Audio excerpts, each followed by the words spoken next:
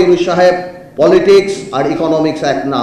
পলিটিক্সে 2 আর 2 22 হয়, ইকোনমিক্সে 2 আর 2 4 হয়। আজ আপনি বলছেন আপনি সংস্কার করবেন, কিসের সংস্কার? এনসিপিকে ক্ষমতায় আনার সংস্কার? ডিসেম্বরের কথা তো আমরা বলি নাই, আপনি বলেছেন ইউনূস সাহেব জাতির সামনে ডিসেম্বরের কথা। আমরা বলেছি আপনারা সেই ওয়াদা আপনি রাখেন। সেই ফ্যাসিস্ট আওয়ামী লীগের সময় ডক্টর ইউনূসকে দিয়ে একটা ফুলের দোকান খোলার মতো সাহস কারো ছিল না।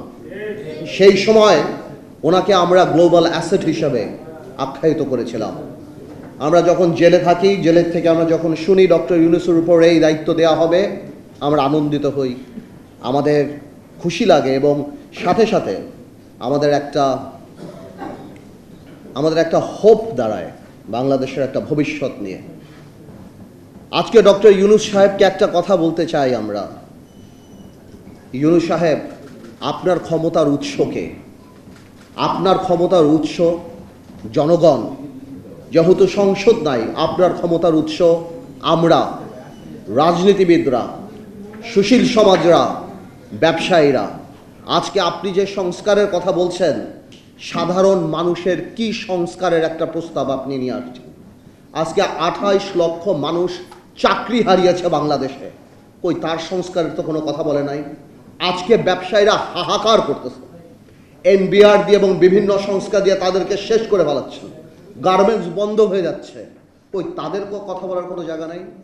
আজকে নূর এখানে বসা, নূর জানে ইউনূস সাহেব যখন ক্ষমতায় আসছিল, আমরা প্রথমে যে বলেছিলাম আপনি রাজনৈতিক বা জাতীয় সরকার করার দরকার নাই, তবে অন্তত পক্ষে আপনি 4-5 জন উপদেষ্টা নেন যাদেরকে মানুষ চিনে, যারা মানুষের সাথে আপনার মাঝখানে যে দূরত্বটা সেটা পৌঁছাতে পারে। কিন্তু আপনি আমাদের সেই কথা শোনেন নাই। আজকে আপনার যে উপদেষ্টারা আছে তাদের অর্ধেক উপদেষ্টার নাম বাংলাদেশের মানুষ বলতে পারে না। তারা জানে না যে তাদের ভাগ্য কার দ্বারা নির্ধারিত হচ্ছে, কার দ্বারা ঠিক হচ্ছে। আপনার আরেকটা সোর্স অফ পাওয়ার ছিল কারা? আপনার আরেকটা সোর্স অফ পাওয়ার ছিল, যেটা আমার ভাই রাশেদ বলে গেল, যে আর্মি। আজকে কেন আর্মির এইভাবে কথা বলতে হয়? আর্মির সাথে দূরত্ব কে সৃষ্টি করেছে? রাজনৈতিক দলের সাথে দূরত্ব কে সৃষ্টি করেছে? আজকে অনেকে আমাকে জিজ্ঞেস করে, পার্থ ভাই আপনারা ডিসেম্বরে নির্বাচন চান না? ডিসেম্বরের কথা তো আমরা বলি নাই, আপনি বলেছেন ইউনূস সাহেব জাতির সামনে ডিসেম্বরের কথা। আমরা বলেছি আপনারা সেই ওয়াদা আপনি রাখেন। আমাদের মুখ থেকে ডিসেম্বরের কথা আসে নাই। আজকে করিডোরের কথা শুনে কনফিউশন কে ক্রিয়েট করেছে? আমরা তো কনফিউশন ক্রিয়েট করি নাই। এই করিডোরের ইস্যু ইউনূস সাহেব আপনি নিয়ে আসছেন। আজকে কষ্ট লাগে, আজকে কষ্ট লাগে। আপনার প্রেস সচিব বলে নির্বাচন কবে? জানুয়ারিতে হতে পারে, ফেব্রুয়ারিতে হতে পারে, মার্চে হতে পারে, এপ্রিলে হতে পারে। এটা কোনো ধরনের কথা? আপনি জাতিকে কি একটা লটারির মধ্যে ফেলে দিবেন? যে আজকে আপনি বলছেন আপনি সংস্কার করবেন, কিসের সংস্কার? এনসিপিকে ক্ষমতায় আনার সংস্কার, এনসিপিকে ভালো করার সংস্কার। দেখুন, এনসিপির প্রতি আমাদের দুর্বলতা আছে। এই যে বৈষম্য বিরোধী ছাত্র আন্দোলন, এদের প্রতি আমাদের দুর্বলতা আছে। আমি ব্যক্তিগতভাবে চাই, যদি এত বড় একটা সংসদ সামনে আসবে, তারা যদি ঠিক করে পলিটিক্স করে সামনে আসতে পারে, I'll be more than happy. And আমি শিওর আমার এখানে যারা বয়স আছে তারা হবে। কিন্তু তারা যে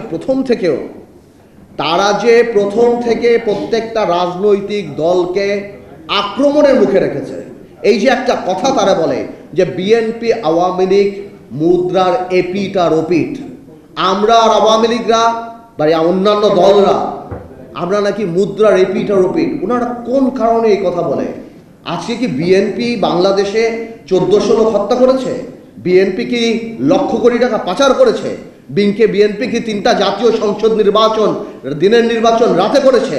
মাথায় রাখতে হবে, আওয়ামী লীগ কোনো রাজনৈতিক দল না। Awami League is a criminal enterprise. BNP আর আমরা রাজনৈতিক দল। আজকে বিএনপিকে আমি ধন্যবাদ জানাই যে বিএনপির মতো এত বড় একটা রাজনৈতিক দল, হয়তো ইলেকট্রাল রেটে আমরা ওরকম ইম্পর্টেন্ট নাও হতে পারি, কিন্তু রাজনীতিতে হয়তো আমরা রেলিভেন্ট। আজকে বিএনপি 31 দফা করার সময় আমাদের সাথে কথা বলেছে, আমাদের কাছ থেকে অনেক ধরনের অ্যাডভাইস নিয়েছে। এই পদক্ষেপকে আমরা স্বাগত জানাই। কিন্তু কষ্ট লাগে এনসিপি আপনাদের জন্য, কারণ আপনারা এর মধ্যে ইনক্লুডেড, অন্তর্ভুক্তি হতে পারেন নাই। আপনাদের দম্ভ, আপনাদের অহংকারের জন্য। মনে রাখবেন, সরকার চালানো আর সরকার নামানো এক জিনিস না। আজকে ইউনূস সাহেব, আপনাকে আরেকটা কথা বলি, আপনার অ্যাসেট কি? You are not a politician. আপনার অ্যাসেট ইন্টেগ্রিটি, আপনার ক্রেডিবিলিটি, আপনার অ্যাসেট।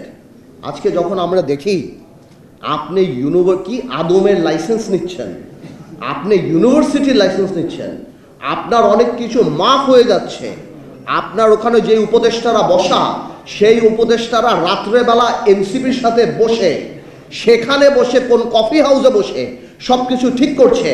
আপনার মন খারাপ, আপনি পদত্যাগ করতে চান, সেই জিনিস আমাদের জানতে হবে এনসিপির নেতা নাহিদের কাছ থেকে। এটা আমাদের জন্য লজ্জাকর ব্যাপার। আপনি আজকে যে পারমিশনগুলি নিয়েছেন, এই পারমিশনগুলি হয়তো কোনো একটা গণতান্ত্রিক সরকার আসলে আপনি নিতে পারতেন, কিন্তু আজকে নিয়ে আপনার ইন্টিগ্রিটি অ্যাটাক করার, আপনার ইন্টিগ্রিটিকে প্রশ্নবিদ্ধ করার কোনো দরকার ছিল না। এই জন্য আমরা বলতে চাই, আমরা জানি আপনি রাজনীতিবিদ না, আমরা জানি আপনার আশেপাশে রাজনীতি নাই। আপনি এখন নির্বাচনের ডেটটা দিয়ে দেন বাংলাদেশে। আমরা সবাই বলছি যে ডিসেম্বরের মধ্যে নির্বাচনটা আপনি যদি দিয়ে দেন, এই দেশে সব কিছু একটা লাইনের মধ্যে চলে যাবে। আজকে ব্যবসায়ীরা ইনভেস্ট করে না কোথাও, তারা মনে করে ভাই ইলেকশনের পর কি হবে, প্রশাসন কারা আসবে, কোথায় কি হবে, চাকরি বাকরি ব্যবসা থেকে আরম্ভ করে সব কিছু আপনি একটা কনফিউশনের মধ্যে আপনি ফেলে দিয়েছেন বাংলাদেশে। আজকে আমাদের কষ্ট লাগে, আমি রিপিট করতে চাই না, অনেকেই বলে আপনি বিদেশের মাটিতে কত বড় মিসলিডিং ইনফরমেশন দেন। আপনি বলে একটা বিএনপির মতো একটা রাজনৈতিক দল ছাড়া আর কেউ চায় না।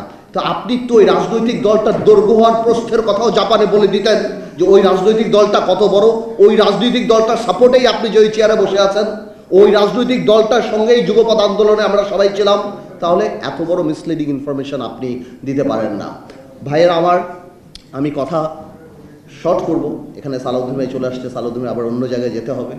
আমি খালি এতটুকু বলছি, আমরা জানি নির্বাচন দিলেই সব সমস্যার সমাধান হবে না, নির্বাচন দিলেই সব কিছু শেষ হবে না, বাট নির্বাচনেই জনগণকে ক্ষমতায়ন করার একমাত্র, এবং নির্বাচনেই বাংলাদেশের সবচেয়ে বড় সংস্কার।